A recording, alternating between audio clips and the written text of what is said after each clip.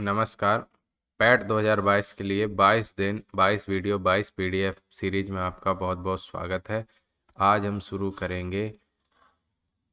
कल पिछले वीडियो में हमने कवर किया था बौद्ध धर्म के पतन के कारण के बारे में। तो इससे पहले हम स्टार्ट करें, आप चैनल को सब्सक्राइब कर लीजिए भाई, थोड़ा सा सपोर्ट और दीजिए। बहुत अच्छा आप लोगों का सपोर्ट मिल रहा है, थोड़ा सा और दिखाइए सपोर्ट। उसके बाद हम इसमें और भी बढ़िया बढ़िया चीज़ें लेके आएंगे, जैसे वीडियो 2018 वालों के लिए पूरा फ्री बैच पैट के लिए हम ला ही रहे हैं, और इसमें हम रीजनिंग भी कवर कर देंगे। और इसके अलावा जो भी एग्ज़ाम होंगे, जैसे इन्वायरमेंट है, इसकी सीरीज हम पूरी लाएंगे। अब कोई टेंशन मत लो, सब कुछ मिलेगा, फ्री मिलेगा। तो सब्सक्राइब कर दीजिए। आगे देखते हैं बौद्ध धर्म के पतन के कारण। तो बौद्ध धर्म अनेकानेक शाखाओं में विभाजित हो गया था, और इनमें क्या पड़ गई, आपसी फूट। और बौद्ध संघ धन का केंद्र बन गए, और संतों के जीवन में नैतिक पतन हुआ। कौन से संत? बौद्ध संतों। और कालांतर में बौद्ध धर्म में कालचक्रयान या वज्रयान जैसी शाखाओं का उद्भव हुआ। यहाँ तक हम पिछले वीडियो में कवर कर चुके थे। अब आगे बात करते हैं। तो जो ये शाखाएं में विभाजित हुआ, वो शाखाएं थी अतिवादी। वो किसमें विश्वास करते थे? जादू, टोनी टोटके, मांस, मदिरा व मैथुन में विश्वास करते थे।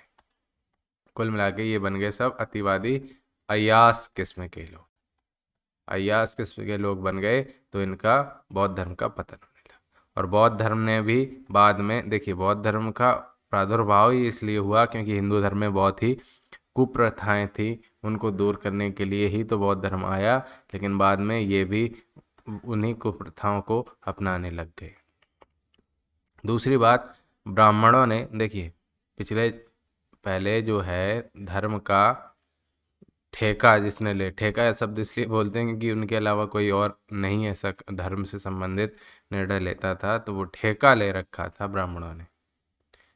तो बाद में इन्होंने क्या किया, कुप्रथाएं चलने लगी अपने फायदे के लिए। ब्राह्मणों ने कुछ अंधविश्वास और वो सब चलाए, तो उनको ख़त्म करने के लिए ब्राह्मणों से ही एक आवाज़ उठी कि भाई, अगर अपने धर्म में ही ना सीधे सीधे सुधार कर लो, क्यों अलग धर्म बन रहे हैं अपने से टूट टूट के। तो ब्राह्मणों ने अपने धर्म में सुधारवादी आंदोलन चलाया, और कुमारिल भट्ट एवं शंकराचार्य ने बौद्ध भिक्षुओं को शास्त्रार्थ में पराजित कर दिया। मतलब कि कुतर्क, तर्क और कुतर्क होता है ना, तर्क वितर्क और कुतर्क, तो ये सब जो देते थे बौद्ध भिक्षु अपने बारे में, कि ऐसा तर्क भी देते थे। देखिए, तर्क अच्छी बात होती है, वितर्क भी अच्छी बात होती है, और कुतर्क भी देते थे। तो उन सब का काट किया कुमारिल भट्ट ने और आदि गुरु शंकराचार्य ने। तो शास्त्रार्थ में इन्होंने इनको बड़े बड़े मनीषियों विद्वानों को पराजित कर दिया। तो इससे सिद्ध हो गया, मतलब इन्होंने सिद्ध किया कि हिंदू धर्म की सर्वश्रेष्ठता सिद्ध कर दी। फिर से कुरीतियों को दूर करने का प्रयास किया, और वापस से लोग हिंदू धर्म की ओर लौटने लग गए। और कालांतर में सामंतों का उदय हुआ। सामंत मतलब समझते हैं? जमीनों के एक तरह से मालिक, जमीन को ही नहीं, हर चीज की सामंतवादी सोच, मतलब समझ रहे हैं कि एक मालिक और आप बाकी सब नौकर उनके अंडर में। तो सामंत अहिंसा जैसी नीतियों को नहीं मानते थे, और राजकीय संरक्षण का अभाव हो गया। और राजकीय संरक्षण का अभाव हो गया किसको? बौद्ध धर्म को। इसलिए ये भी एक पतन का कारण है। अब बात करते हैं तुर्क आक्रमण की। तो देखिए, आप चाहे कितनी अच्छी अच्छी बातें कर लीजिए, लेकिन जब आक्रमणकारी होता है वो थोड़ी देखता है कि आपने ये बौद्धिक बहुत अच्छा काम किया, आपने दलितों के उत्थान के लिए काम किया, आपने महिलाओं के उत्थान के लिए काम किया, आपने अहिंसा की नीति अपनाई। नोबेल पीस प्राइज थोड़ी देने जा रहे हैं। तो जब आक्रमणकारी आएगा, वो तो अटैक करेगा, ये थोड़ी देखेगा आप कितने शांति प्रिय हैं या कितने नहीं। तो उन्होंने इन पे अटैक किया, और ये लोग सब नीति अपना रहे थे अहिंसा की। तो बेचारों प्रैक्टिस में भी नहीं थे, तो अच्छी तरह से ये रेले क्या गए, पेले गए। तो ये इनकी समस्या हो गई तुर्क आक्रमण की वजह से। और तुर्क सेनापति कुतुबुद्दीन खिलजी ने नालंदा और विक्रमशिला विश्वविद्यालयों को जलाकर नष्ट कर दिया। तो इसके बाद बोलो, जय भीम और जय मीम। जल्दी बोलो जल्दी, क्योंकि तुर्क सेनापति ने नालंदा और विक्रमशिला विश्वविद्यालयों को जलाकर नष्ट कर दिया। लेकिन आप तो कहते थे कि हर चीज में बोलते हैं ना, मंदिर की जगह ये बन जाए, इसकी जगह कॉलेज बन जाए, कॉलेज की जगह ये बन जाए, इतना करें। तो ये भाई साहब जो कह रहे हैं ना, और ये जिनके आइडियल हैं, तो उन लोगों ने ही तो ये कॉलेज थे, यूनिवर्सिटी, इनको जलाया। वो बात क्यों नहीं करते हो?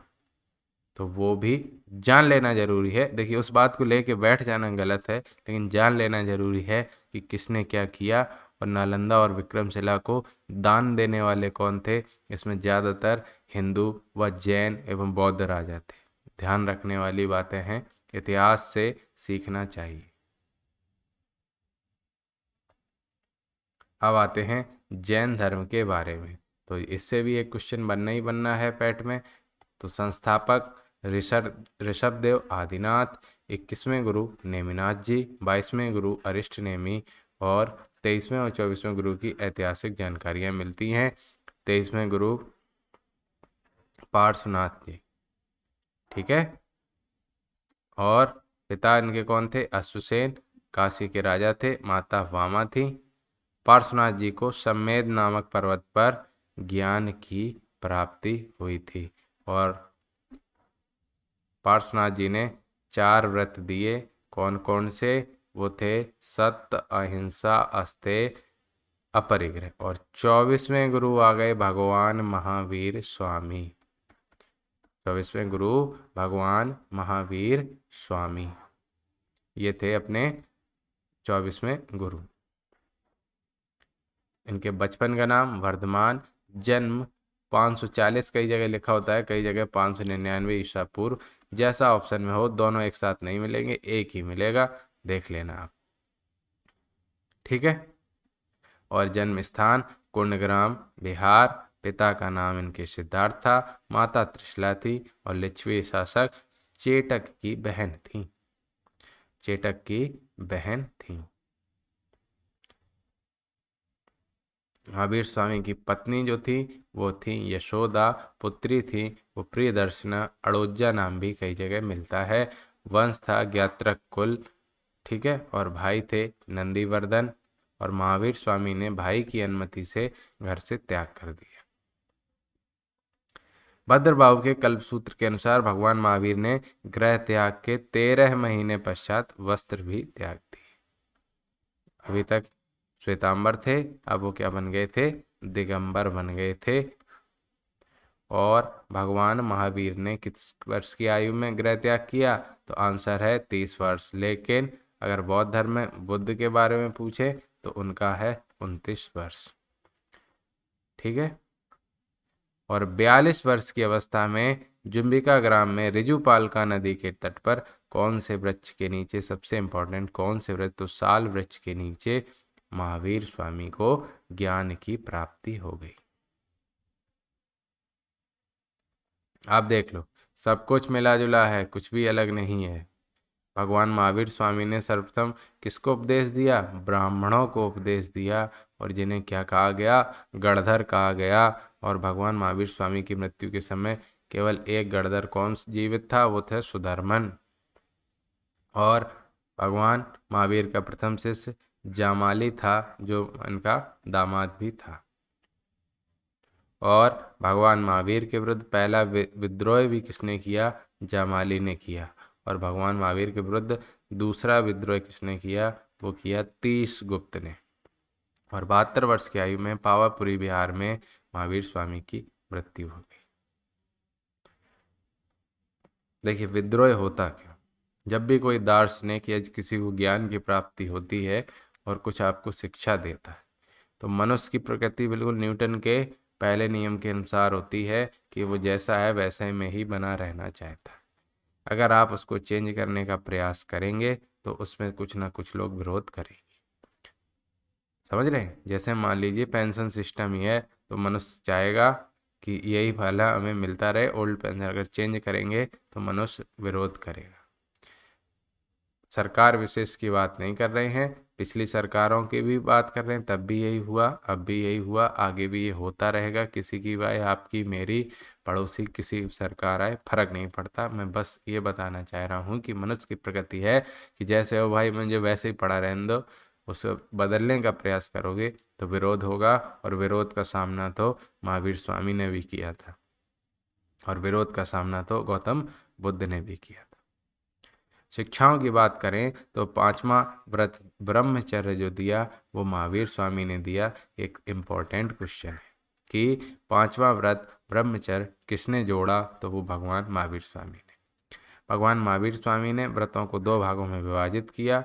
अणु व्रत जो कि गृहस्थ आदमी रख सकता था, और महाव्रत जो कि मुनियों के लिए थे। ये भी इम्पोर्टेंट है।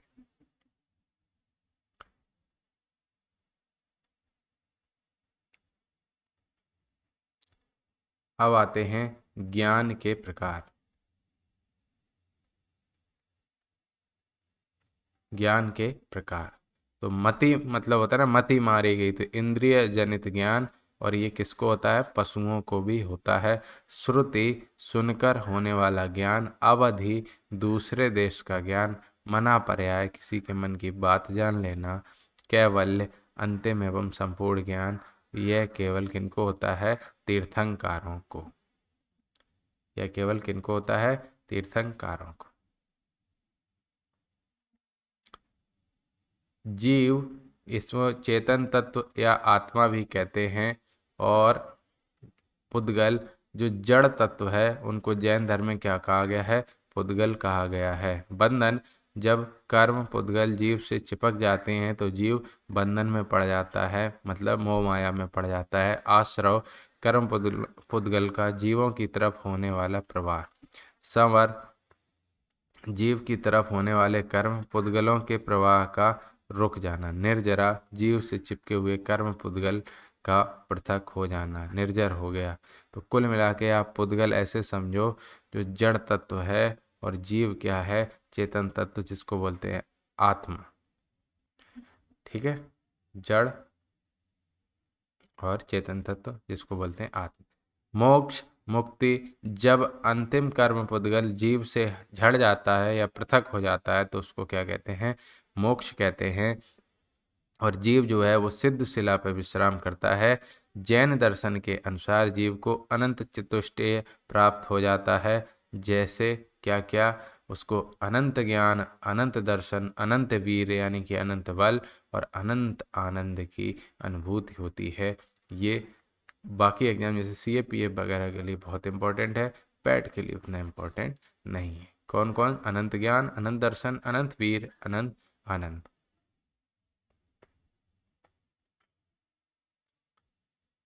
त्रिरत्न, त्रिरत्न क्या थे, सम्यक ज्ञान, सम्यक दर्शन, सम्यक आचरण यानी कि सम्यक चरित्र। त्रिपिटक क्या थे, ये कमेंट सेक्शन में बताओ। ये तो त्रिरत्न थे, सम्यक ज्ञान, सम्यक दर्शन और सम्यक चरित्र। अनेकांतवाद, यह जैन दर्शन का तत्वमीमांसी सिद्धांत है, जिस कहता है कि इस जगत में अनेक वस्तु हैं और प्रत्येक वस्तु में अनेक गुण हैं। इसमें कुछ गुण नित्य होते हैं और कुछ गुण परिवर्तनशील होते हैं। मतलब आप में भी कुछ लक्षण ऐसे होंगे जो आपके स्थायी लक्षण हैं, और कुछ बदलते रहते हैं। स्यादवाद, यह जैन धर्म का ज्ञान मीमांसीय तत्व है। यह जैन धर्म का ज्ञान मीमांसी तत्व है, और जैन धर्म के अनुसार एक इस जगत में अनेक वस्तुएं हैं और प्रत्येक वस्तु में अनेक गुण हैं। हमारी बुद्धि ना तो जगत की सभी वस्तुओं को पहचान सकती है, और ना ही एक वस्तु के सभी गुणों को पहचान सकती है। यह बुद्धि के सापेक्षता का सिद्धांत। हमारा ज्ञान सदैव देश काल परिस्थिति के सापेक्ष होता है। मतलब हम जहाँ होंगे उसके हिसाब से तो चीज़ों को समझते हैं ना। जैसे हमारी नज़र में, हम यहाँ से पढ़ते ना, अमेरिका में ऐसा, अमेरिका या फ्रांस में एफिल टावर, ये वो, पेरिस का ये, और एफिल टावर के पीछे मलिन बस्ती है, ये हम बहुत कम लोग जानते हैं। तो देश काल परिस्थिति के सापेक्ष हमारा ज्ञान होता है, और जैन धर्म में से 7 जन्मांत के उदाहरण द्वारा समझाया गया है। तो जैन धर्म के अनुसार क्या क्या आत्मा प्रत्येक वस्तु में होती है, और जैन धर्म कर्म फल एवं पुनर्जन्म में विश्वास करता है। देखिए आजकल जो नया पैटर्न है वो पूछ रहा है जैन धर्म बौद्ध धर्म के अंतर, क्योंकि जैन धर्म बौद्ध धर्म से उन्होंने बहुत पूछ लिया, थक गए बेचारे पूछते पूछते। जैन धर्म के अनुसार एक शरीर में अनेक आत्माएं भी हो सकती हैं, एक शरीर में एक से अधिक आत्माएं भी हो सकती हैं, मांजुलिका टाइप। तो जैन संगीतियों की बात करें तो 298 ईसा पूर्व चंद्रगुप्त मौर्य के समय पाटलिपुत्र स्थूलभद्र और उपाध्यक्ष थे भद्रभाऊ, और 512 ईस्वी में वल्लभी गुजरात में, और इसके अध्यक्ष थे देवारदीश क्षमा श्रवण। अब देख लेते हैं कि प्रत्येक संगीति में क्या क्या हुआ। तो प्रथम संगीति में जैन धर्म 2 शाखाओं में विभाजित हो गया, दिगंबर और श्वेतांबर। कौन कौन सी? श्वेतांबर और दिगंबर। जो दिगंबर थे वो थे किसके अनुयायी? ये पूछता है कि जो दिगंबर थे वो भद्रबाहु के अनुयायी थे, जो श्वेतांबर थे वो स्थूल भद्र के अनुयायी थे। दिगंबर थे जो वो रूढ़िवादी थे और मोक्ष प्राप्ति हेतु वस्त्र त्यागना आवश्यक मानते थे। कौन? भद्रबाहु के समय। महिलाओं को इस जीवन में मोक्ष संभव नहीं है, ये भी मानते थे दिगंबर। और भगवान महावीर अविवाहित थे, ऐसा दिगंबर मानते थे। और ये आगम साहित्य को प्रमाणिक नहीं मानते हैं। कौन? दिगंबर। अब आते हैं श्वेतांबर। तो सा से सा याद रखो, सा और सा, श्वेतांबर स्थूलभद्र। ठीक है, तो स्थूलभद्र के अनुयायी ये सुधारवादी थे और मोक्ष प्राप्ति हेतु वस्त्र त्यागना आवश्यक नहीं मानते थे, और ये मानते थे कि महिलाओं को इस जीवन में मोक्ष संभव है, और ये मानते थे कि भगवान महावीर विवाहित थे, और 96 आगम को प्रामाणिक मानते हैं।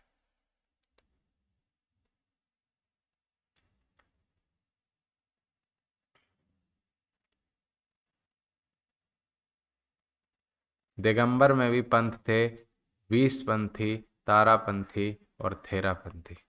और श्वेतांबर में भी पंथ हैं, पूजेरा, मंदिर मार्गी, डंडीरा स्थानकवासी और थेरापंथी। इसमें भी द्वितीय संगीति, इसमें आगम साहित्य का संकलन किया गया। अब जैन धर्म के योगदान के बारे में देख लेते हैं। तो जैन एक सरल और आडंबर विहीन धर्म था। धार्मिक आडंबरों, कर्मकांड, अंधविश्वासों, वर्ण व्यवस्था आदि का विरोध किया और नैतिक मूल्यों पर अधिक बल दिया, जैसे सत्य, अहिंसा, जिससे समाज का नैतिक उत्थान हुआ। ये दोनों धर्मों से हुआ। जैन धर्म हो या बौद्ध धर्म हो, दोनों सुधार के लिए धर्म बने थे, और इन्होंने समाज का नैतिक उत्थान तो बहुत ज़्यादा किया। और जैनों ने स्यादवाद जैसा व्यावहारिक दर्शन दिया। स्थापत्य कला में योगदान करें तो गंग शासक, स्थापत्य कला की बात करें तो गंग शासक चामुंड राय ने श्रावण बेलगोला, जो कि कहाँ स्थित है, ये डायरेक्ट क्वेश्चन आता है। श्रावण बेलगोला कर्नाटक में।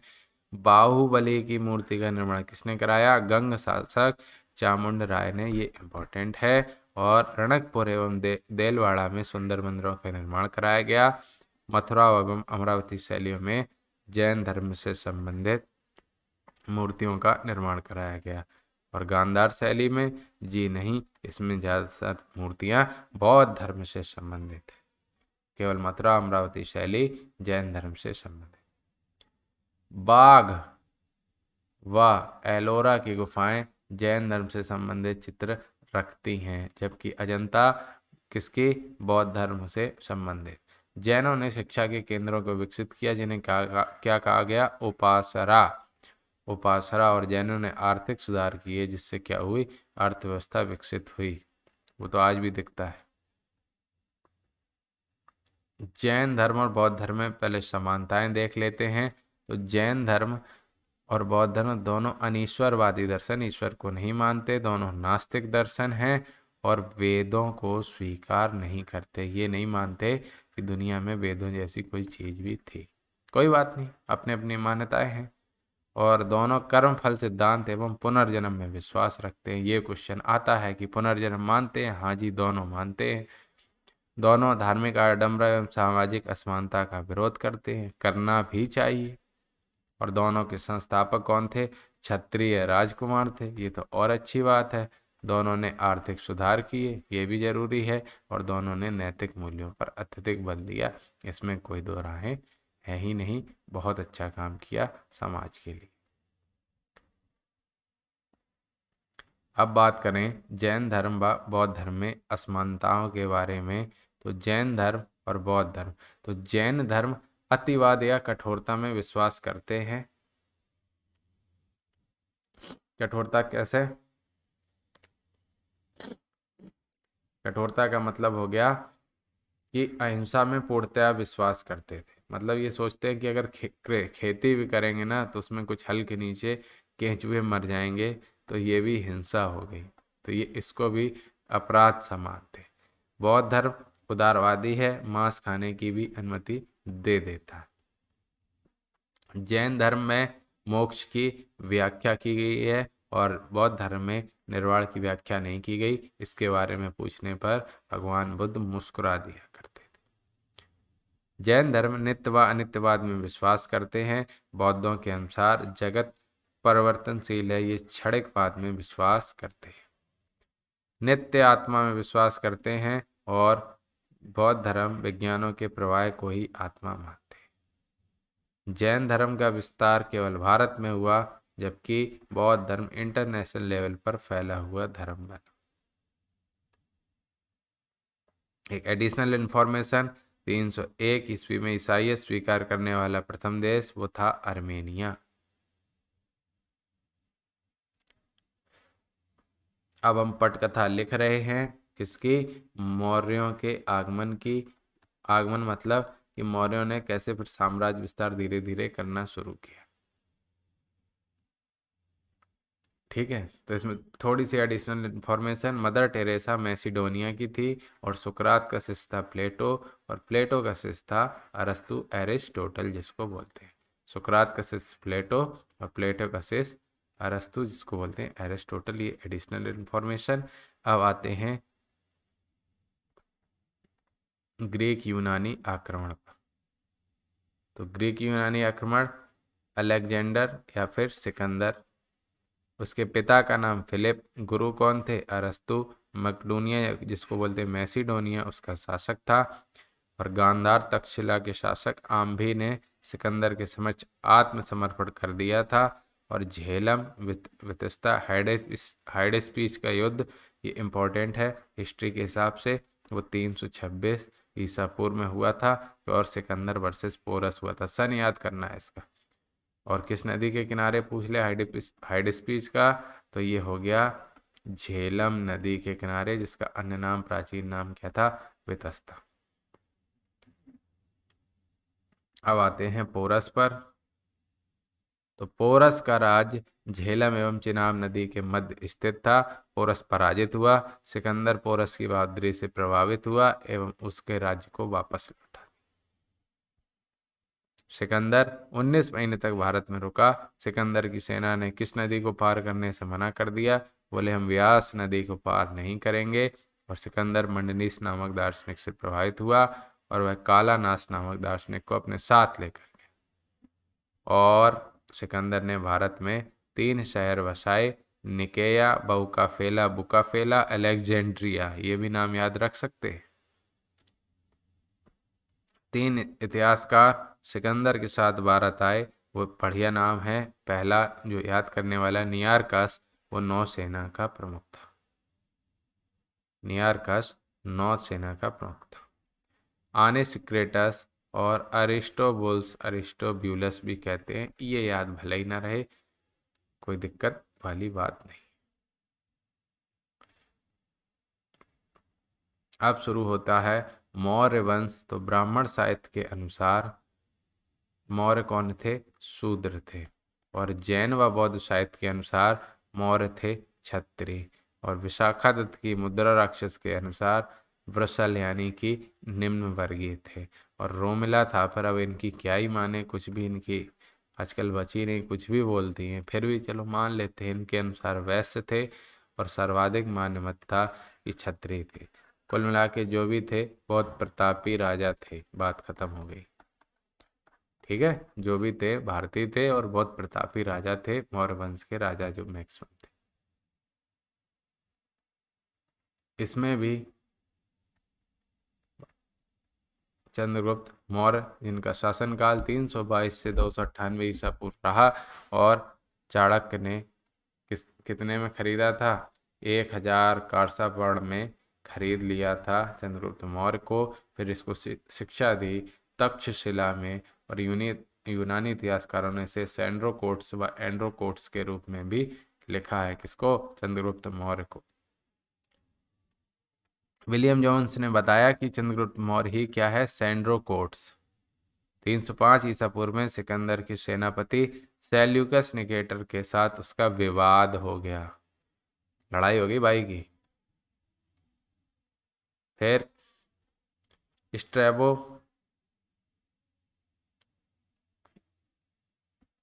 स्ट्रैबो एवं एपियनास विवाद एवं संधि की जानकारी देते हैं। निकेटर ने एरिया, अराकोसिया, जेड्रोसिया, पैरोपनसडाई के क्षेत्र को चंद्रगुप्त को सौंप दिया। विवाद हुआ, चंद्रगुप्त ने उसको मजा चखा दिया। निकेटर ने अपनी बेटी हेलन का विवाह चंद्रगुप्त से कराया, जबकि आपको पता है कि हेलन का विवाह तो सलीम खान के साथ हुआ था। नहीं, उससे पहले चंद्रगुप्त के साथ हो गया था। और अपना दूत मेगस्थनीज चंद्रगुप्त मौर्य के दरबार में भेजता है सेल्यूकस निकेटर। और मेगस्थनीज की पुस्तक का क्या नाम है? इंडिका है। एरियन की पुस्तक का नाम इंडिका है। और पिल्लिंग की पुस्तक का नाम है नेचुरल हिस्टोर का नेचुरल हिस्ट्री।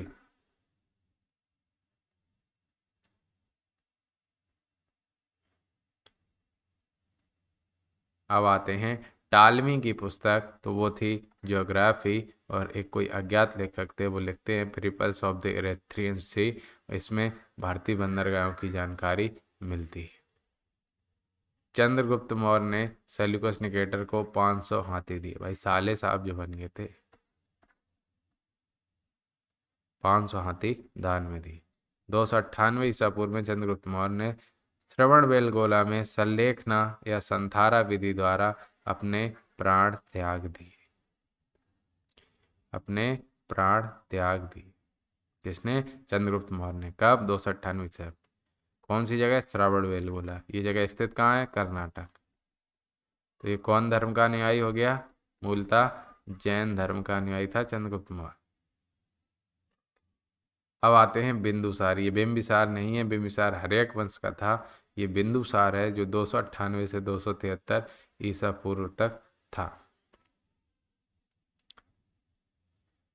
यूनानी इतिहासकारों ने इसे अमित्रोचेट्स यानी अमित्रघात कहा है। और तिब्बत के इतिहासकार तारानाथ इसको महान शासक बताते हैं। और तारानाथ के अनुसार इसने दक्षिण भारत पर विजय अभियान किया। यह आजीवक संप्रदाय का अनुयायी था। और यूनानी इतिहासकार एथिनियस के अनुसार इसने यूनान के शासक से मीठी शराब, अंजीर, सूखे मेवे एवं दार्शनिक आदि मंगवाए थे। किससे मंगवाए थे? यूनान के शासक से। यूनानी शासक ने मीठी शराब एवं सूखे मेवे भेज दिए, एवं दार्शनिक नहीं भेजा। बोले भाई तेरे बस की नहीं है, तो जिनकी बातें समझ नहीं आएंगी गलाला काट दिया, दिक्कत हो जाएगी भाई। 6 फुट का आदमी भेज रहे, आप 5.5 का करके भेजो। अब आते हैं अशोक, जो हमारे सिलेबस में है। तो या तो अशोक आएंगे या अशोक के शिलालेख या स्तंभ लेख में से कुछ आएगा। तो अशोक जो है वो 273 से 232 ईसा पूर्व तक रहा। तो अशोक का जो राज्याभिषेक हुआ 269 ईसा पूर्व हुआ। और अशोक अपने भाइयों के साथ 4 वर्ष तक उत्तराधिकार का युद्ध लड़ता। अशोक की माता का नाम था भीमा या फिर सुभद्रांगी, और पत्नी देवी। इनका पुत्र था महेंद्र, पुत्री संघमित्रा, और इन्होंने श्रीलंका में बौद्ध धर्म को फैलाया। किसने? पुत्र व पुत्री, महेंद्र व संघमित्रा ने। बहुत अच्छा काम किया। इसके बाद आते हैं कौरवकी कारुवकी, ये भी पत्नी, इनका पुत्र था तीवर और रानी के अभिलेख में इन दोनों का उल्लेख मिलता है। अब आते हैं पद्मावती, इनका पुत्र कुणाल और तिष्यरक्षा, इसने कुणाल की आंखें फुड़वा दी। कह रहे थे ना कुणाल लोग तो नोटिस करेंगे, तो उसने आंखें ही फुड़वा दी। बोले कैसे नोटिस करोगे? और अशोक ने कहा अच्छा, हमारे बच्चे की आंखें फुड़वा दी। उसने कहा जला दो जिंदा। तो जिंदा जला दिया महान सम्राट अशोक ने अपनी बीवी को।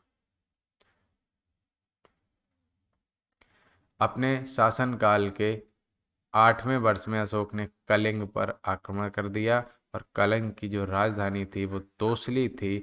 और खारवेल के हाथी गुम्फा अभिलेख के अनुसार कलिंग का राजा नंदराज था। और इस युद्ध में मात्र 1 लाख लोग मारे गए और 1.5 लाख लोगों को युद्धबंदी बनाया गया। मात्र, ज्यादा नहीं, ना ना ना, ज्यादा नहीं, बस मात्र 1 लाख, थोड़े से। और इस युद्ध के पश्चात अशोक ने युद्ध नीति, युद्ध घोष के स्थान पर धम्म नीति यानी कि धम्म घोष को अपनाया। 100 चूहे खाकर बिल्ली हज को चली।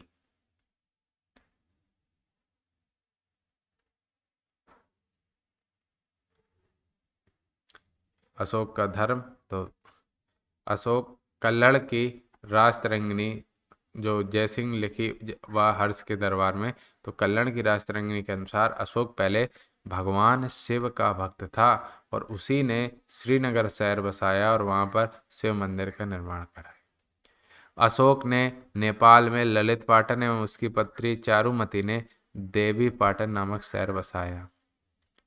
दीपवंश एवं महावंश के अनुसार सुसीम के पुत्र निग्रोध ने अशोक को बौद्ध धर्म की दीक्षा दी। दीपवंश व महावंश के अनुसार सुसीम के पुत्र निग्रोध ने अशोक को बौद्ध धर्म में दीक्षित किया। अशोक मुगली पुत्र के कारण बौद्ध धर्म से प्रभावित हुआ। और दीपवंश व महावंश हैं क्या? तो ये हैं सिंगल साहित्य, जो सिंगली भाषा बोलने वाले हैं उनका साहित्य का है सिंगल साहित्य।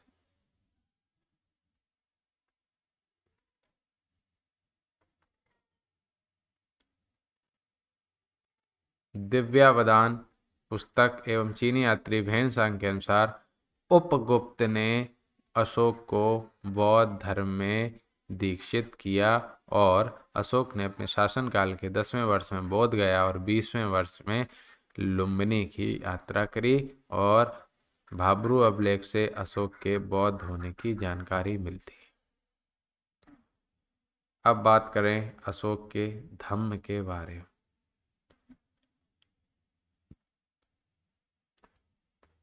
तो अशोक का धम्म था क्या? तो यह अशोक की आचार संहिता थी। इसका बौद्ध धर्म से कोई संबंध नहीं था। इसमें माता पिता की सेवा, अतिथि का सत्कार, सबका कल्याण जैसी शिक्षाएं हैं। अशोक ने धम्म यात्राओं का आयोजन करवाया। इसमें स्वर्ग की झांकियां निकाली जाती थी। अशोक ने धर्म के प्रचार प्रसार हेतु अभिलेख लिखवाए एवं धम्म महामात्य की नियुक्ति करी। अब आते हैं अशोक के लेख के बारे। तो लेख भी कितने प्रकार के हैं? 3 प्रकार के। पहला है शिलालेख, जिसमें बृहद व लघु, स्तंभ लेख, बृहद व लघु और गुहा लेख भी हैं। बृहद जो शिलालेख हैं इनकी संख्या कितनी है? इनकी संख्या है 14 और कितने स्थानों से प्राप्त होते हैं? 8 स्थानों से प्राप्त होते हैं बृहद बृहद शिलालेख। वे 8 स्थान कौन से हैं? शहबाजगढ़ी, मानसेरा, मनसेहारा ये पेशावर पाकिस्तान में, कालसी उत्तराखंड, जूनागढ़ गुजरात, सोपारा महाराष्ट्र, धौली जौगढ़ जौगढ़ वो है उड़ीसा, और एरगुडी ये है आंध्र प्रदेश। इंपॉर्टेंट है एरगुडी। पृथक कलिंग प्रज्ञापन, ये क्वेश्चन इस बार आ रहा है।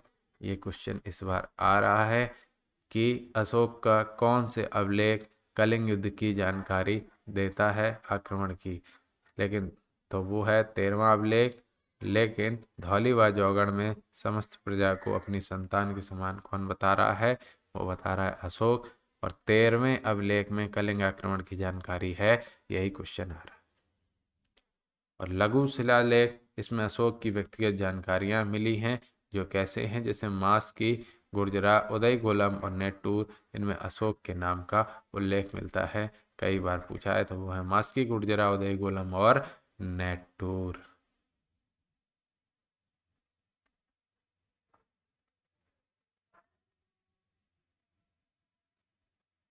अन्य अभिलेखों में अशोक की उपाधि देवनाम प्रियदर्शी का भी उल्लेख मिला है। ये डायरेक्ट क्वेश्चन आता है कि देवनाम प्रियदर्शी किसकी उपाधि है? तो वो है सम्राट अशोक की। अब बात करते हैं भाब्रू, जो है बृहद स्तंभ लेख। तो अभिलेखों की संख्या कितनी? 7। और किस स्थान? 6 स्थानों से प्राप्त होते हैं। नंबर 1, प्रयाग प्रशस्ति। तो प्रयाग प्रशस्ति क्या है? स्तंभ लेख। यह मूल रूप से कौशाम्बी में था और अकबर ने इसे प्रयाग में स्थापित करवाया। ठीक है, 1 2 3 4 5 6 स्थानों से प्राप्त होते हैं। रानी, समुद्रगुप्त, बीरबल, जहांगीर आदि के बारे में लिखा हुआ है। अब बात करते हैं टोपरा की। प्रयाग प्रशस्ति तो हमें पता चल गया कि मूल रूप से कौशाम्बी में था और अकबर इसे कहाँ ले आया? प्रयाग में। कि भाई साहब इसको थोड़ा लेके माया लगाओ तो चल के बढ़िया लगेगा थोड़ा। अब बात करते हैं टोपरा अभिलेख। दिल्ली बहुत बार पूछा गया है, तो ये टोपरा में स्थित था।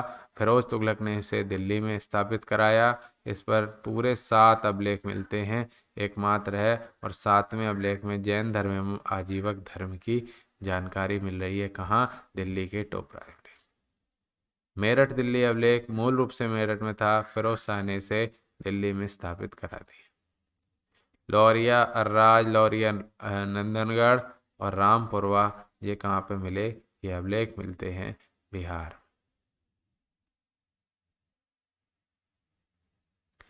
लघु स्तंभ लेख, इसमें अशोक की राजनीतिक घोषणाएं मिलती हैं। जो सबसे इम्पोर्टेंट है वो रुम्मनदेही अभिलेख। इसमें मौर्य काल की आर्थिक नीति, राजस्व नीति की जानकारी मिलती है। और अशोक ने भू राजस्व 1/6 से घटाकर 1/8 कर दिया, इस बात की भी जानकारी मिलती है। कौन से अभिलेख से? वो है रुम्मनदेही अभिलेख। और ये क्या है? लघु स्तंभ लेख।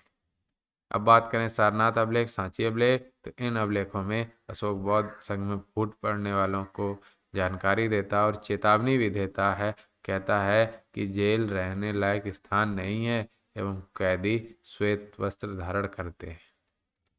गुस्सा आ जाती है भाई को। सत्य अहिंसा कहता गए तेल लेने, पहले सुन लो, विरोध करोगे तो ऐसी तैसी कर देंगे। जेल रहने लायक जगह नहीं है, सफेद कपड़े मिलेंगे। अब आ जाते हैं गुहा लेख। तो अशोक ने कर्ण चौपड़ एवं सुदामा आजीविक साधुओं हेतु तथा विश्व झोपड़ी गुफाओं का निर्माण करवाया था। अशोक के अभिलेख प्राकृत भाषा, प्रादेशिक स्थानीय भाषा में लिखे गए। कौन सी भाषा? ये भी पूछ लेता है अभिलेख, तो प्राकृत भाषा। और अशोक के अभिलेखों की लिपियां ब्राह्मी, खरोष्टी, अरामाइक, ग्रीक, यूनानी, सब कुछ मिल जाए। अब इसमें एक क्वेश्चन बता देते हैं जो आपको कई बार पूछता है।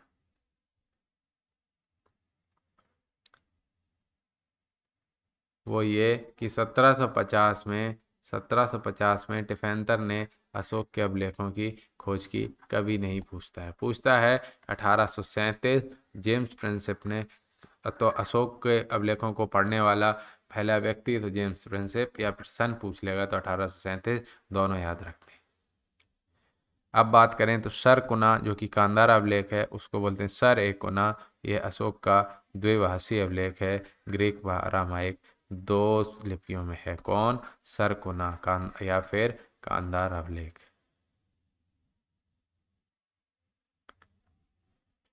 D.R. भंडारकर ने अशोक के अभिलेखों के आधार पर अशोक का इतिहास लिखा है। किसने लिखा है? ये भी इम्पोर्टेंट। D.R. भंडारकर ने क्या किया? इनके अभिलेख ही पढ़ लिए और अशोक का मतलब अभिलेख इनको लगा जैसे नहीं इम्पोर्टेंट बुलेट पॉइंट होते हैं, वैसा पढ़ लिया और पूरा इतिहास लिख दिया। अब आ जाते हैं मौर्यकालीन कला के बारे में। तो मौर्यकालीन में भी दो तरह की कलाएं, एक लोक कला और एक राजकीय कला। इसको राजकीय संरक्षण प्राप्त था। और महल महल स्तूप स्तंभ व गुफा। तो महल और भवन मौर्य काल में बुलंदी बाग से लकड़ी के महलों के साक्ष्य मिलते हैं। कुम्भहार से राजप्रसाद रॉयल पैलेस के साक्ष्य मिलते हैं। मेगास्थनीज एवं स्ट्रोवे पाटलिपुत्र के महलों व नगर नियोजन की प्रशंसा करते हैं। और एरियन पाटलिपुत्र के महलों को सूसा एवं एक वेतना के महलों से अधिक सुंदर बताते हैं। फायान के अनुसार ऐसे महलों का निर्माण केवल देवता या दानव कर सकते हैं और मैक्सिमम किससे बने थे? लकड़ी से बने थे।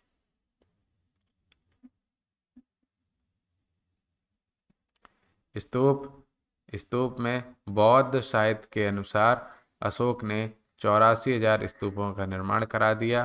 तो अब क्या बोलोगे बताओ? 84,000 स्तूपों का निर्माण करा दिया। करोगे कमेंट? मंदिर नहीं चाहिए, स्तूप नहीं चाहिए, कॉलेज यूनिवर्सिटी, बोले क्या बनाएंगे? बोले 84,000 स्तूप बनाएंगे। कहीं पे बाल रख देंगे, कहीं पे नाखून रख देंगे, कहीं पे दांत रख देंगे, कहीं पे हड्डी रख देंगे, जैसा मन रख देंगे। बोले बन गए स्तूप। और जो प्राचीनतम स्तूप है वो है पीपर हवा स्तूप यूपी में। और उसके बाद सारनाथ स्तूप यूपी में बनवाया। सांची स्तूप, इसके तोरण बहुत सुंदर है। किसके? सांची स्तूप के। और सारनाथ स्तूप यूपी में स्थित है, ये तो आपको पता ही होगा। और धर्मराज का स्तूप तक्षशिला व सारनाथ में स्थित है। और ये सब चारों स्तूप जो हैं वो मौर्यकालीन है। स्तूप एक परिचय आर्ट कल्चर का पार्ट है, जरूर देखिए, हो सकता है पूछ ले। तो स्तूप का शाब्दिक अर्थ होता है ढेर। और स्तूप का पहला उल्लेख कहाँ मिल गया? ऋग्वेद में। और इसके 4 प्रकार। शारीरिक स्तूप, इसमें भगवान बुद्ध के अवशेषों को रखा गया है, जैसे दांत और हड्डी। इनकी कुल संख्या कितनी है? 8 + 1 कुल 9। और पारिभोगिक स्तूप, भगवान बुद्ध से संबंधित वस्तुएं रखी गई, जैसे बुद्ध का भिक्षा पात्र, जूते इत्यादि।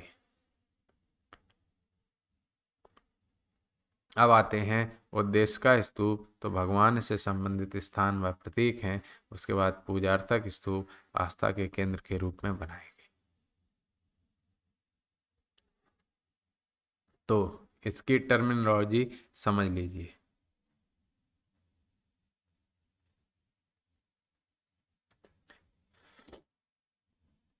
तो इसमें जो चढ़ने के लिए है वो है सोपान। ठीक है। और सबसे ऊपर जो बना होता था वो कहलाता था छत्र। और छत्र के नीचे जो चौक और ऐसी संरचना वो कहलाती थी हर्मिका। और ये राउंड वाला हिस्सा ये कहलाता था अंड। और ये जिस पर ये टिका हुआ था गुंबद, ये कहलाता था मेदी। और चारों ओर 4 दीवारी वो कहलाई वेदिका। और घुसने का मार्ग ये कहलाया तोरण। इसमें कुछ ना कुछ पूछ लेते हैं कि कौन क्या कहलाता है, जरूर देख लेना। और छत्र के नीचे जो भाग है वो कहलाया यष्टि। छत्र के नीचे जो भाग है वो क्या कहलाया? यष्टि।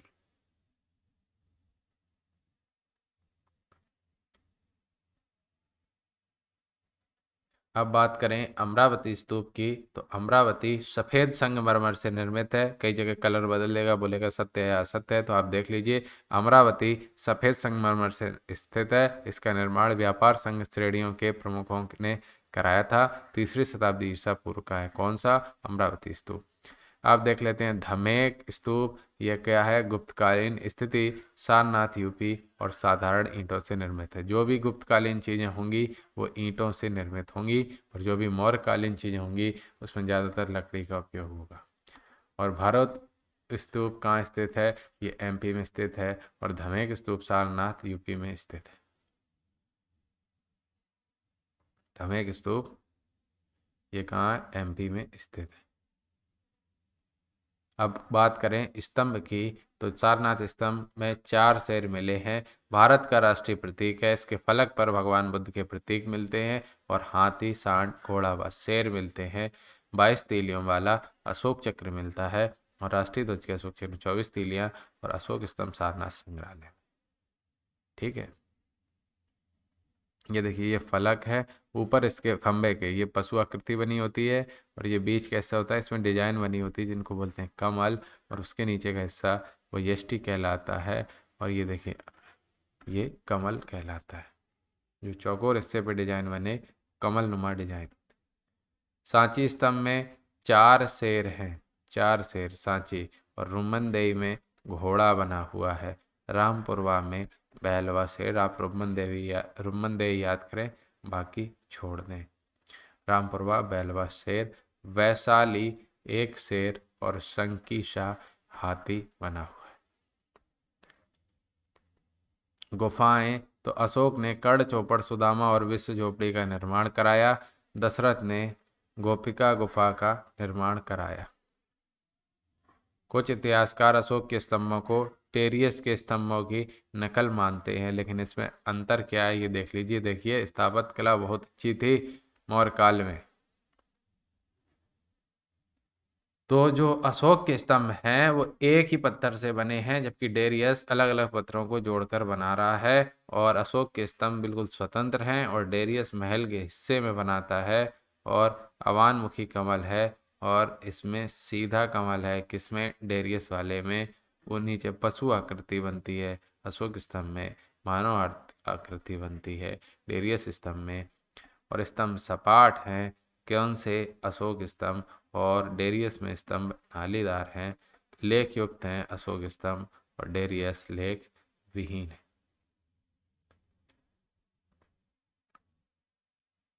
लोक कला, तो मौर्यकालीन समय में यक्ष व यक्षिणियों की मूर्तियां बनना प्रारंभ हो गई थी। और मथुरा के पास परकम से एक यक्ष की मूर्ति मिली है, जिसे मणिभद्र भी कहा जाता है।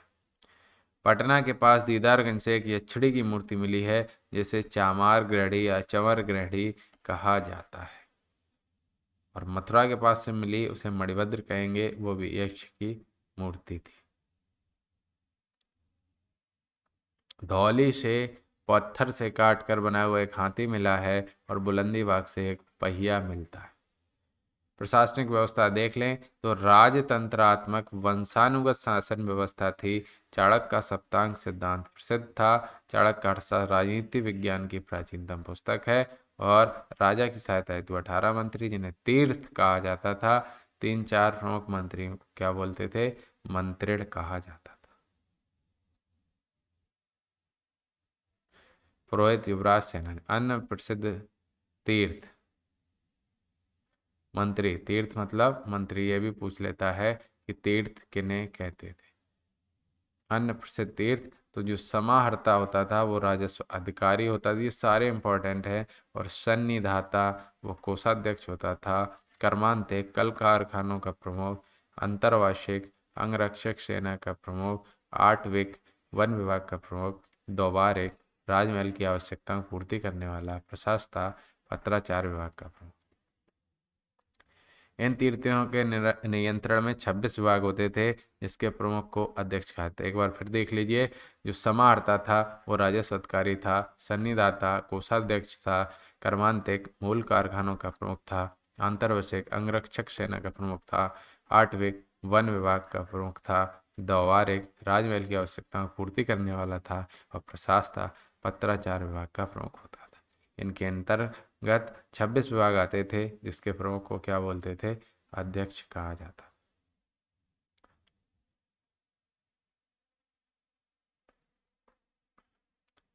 तो मुद्रा अध्यक्ष जो है वो पासपोर्ट विभाग का प्रमुख था। लक्षणा अध्यक्ष मुद्रा विभाग का प्रमुख था। सुराध्यक्ष आबकारी विभाग का प्रमुख था। सुनाध्यक्ष बूचड़ खाने का प्रमुख था। लवणाध्यक्ष नमक विभाग का प्रमुख था।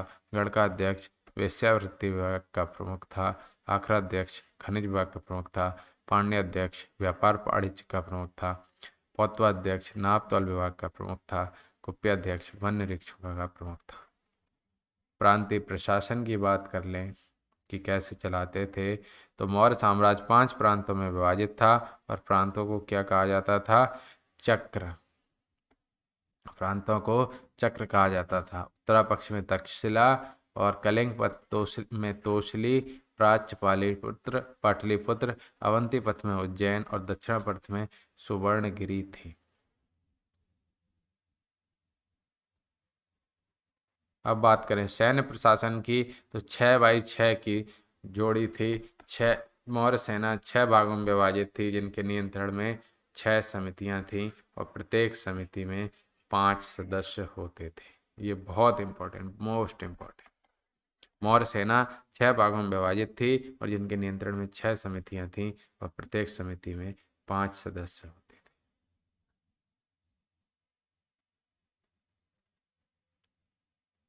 इनका काम जल, घुड़सवारी, पैदल, रथ, हाथी, रसद आपूर्ति। गुप्तचर विभाग, तो गुप्तचर विभाग के प्रमुख को महामात्य सर्प कहा जाता है। गुप्तचर विभाग के प्रमुख को महामात्य सर्प कहा जाता था और गुप्तचर को गूढ़ पुरुष कहा जाता था। इनमें संस्था और संचार नामक 2 भाग थे। संस्था मतलब एक ही जगह पर रहकर गुप्तचरी करने वाले, और संचार मतलब घूम घूम कर गुप्तचरी करने वाले।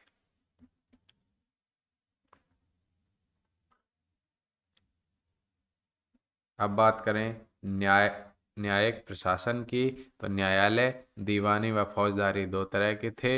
इसमें दीवानी में धर्मस्थली न्यायालय था, न्यायाधीश इक्वल टू व्यवहारिक। फौजदारी में कंटक शोधन न्यायालय था और इधर पे प्रदेष्टा बने। राजयोग, राजयोग कई बार आया है, तो राजयोग पढ़ लेना। राजयोग क्षेत्रीय न्यायाधीश या गणराज्य न्यायाधीश कहलाता है। क्षेत्रीय न्यायाधीश या गणराज्य न्यायाधीश कहलाता है। सामाजिक स्थिति की बात करें मौर्य काल में, तो पितृसत्तात्मक संयुक्त परिवार था। समाज 4 भागों में ब्राह्मण, वैश्य, क्षत्रिय, शूद्र और जाति व्यवस्था आरंभ हो चुकी थी। वर्ण संकर जातियां नगरों से बाहर रहती थी, जैसे निषाद, स्वपाक, उग्र, अंबष्ट आदि। चाणक्य अर्थशास्त्र में कुलीन महिलाओं को अनिष्कासनी कहा गया है। विधवा विवाह का प्रचलन कम हो गया मौर्य काल आते आते। यह विधवा महिलाएं जो पुनः विवाह नहीं करती थी, उन्हें क्या कहते हैं? छंदवासिनी। एक बार देख लेना। तो कुलीन महिलाएं क्या कहलाई? अनिष्कासनी। और विधवा महिलाएं जो पुनः विवाह नहीं कर सकती, वो छंदवासिनी। वैश्यावृत्ति राज्य के नियंत्रण में होती थी और वैश्याओं को गणका कहा जाता था। स्वतंत्र वैश्या करने वाली महिलाओं को रूपा जीवा कहा जाता है। जो इनका खुद का स्टार्टअप था, वो क्या कहलाएंगे? रूपा जीवा। जो रूप दिखा के अपनी आजीविका चलाएं, वो कहलाएंगे रूपा जीवा।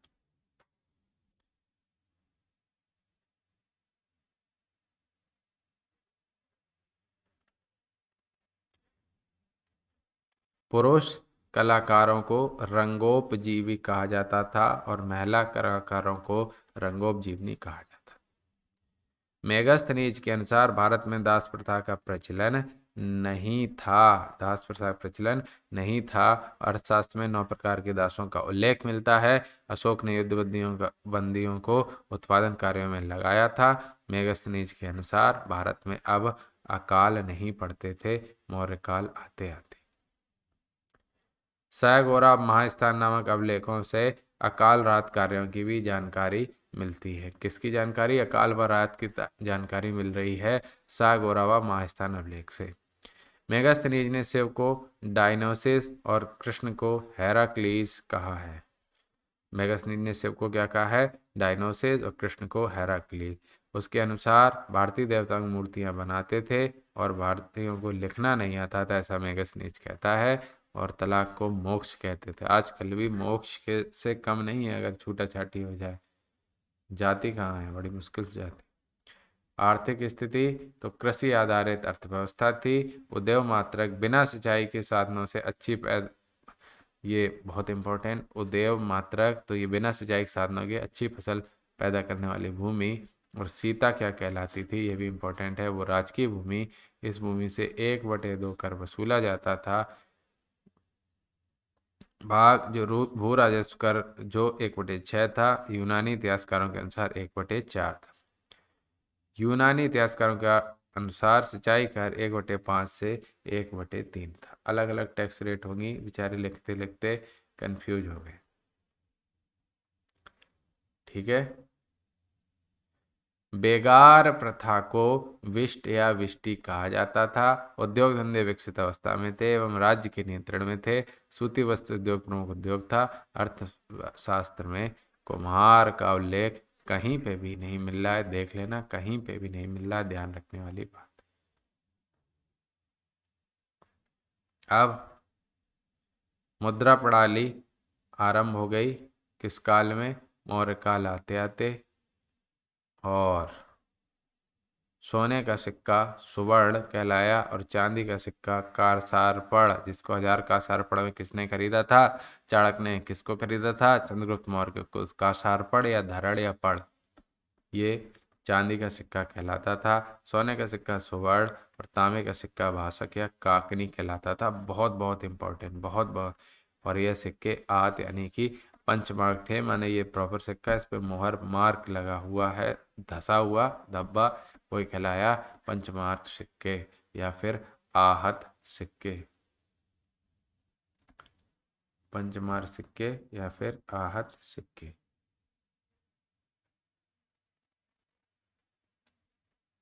अब बात होगी मौर्योत्तर काल की, वो होगी अगले वीडियो में। तब तक चैनल को सब्सक्राइब और शेयर करते रहिए, सपोर्ट देते रहिए।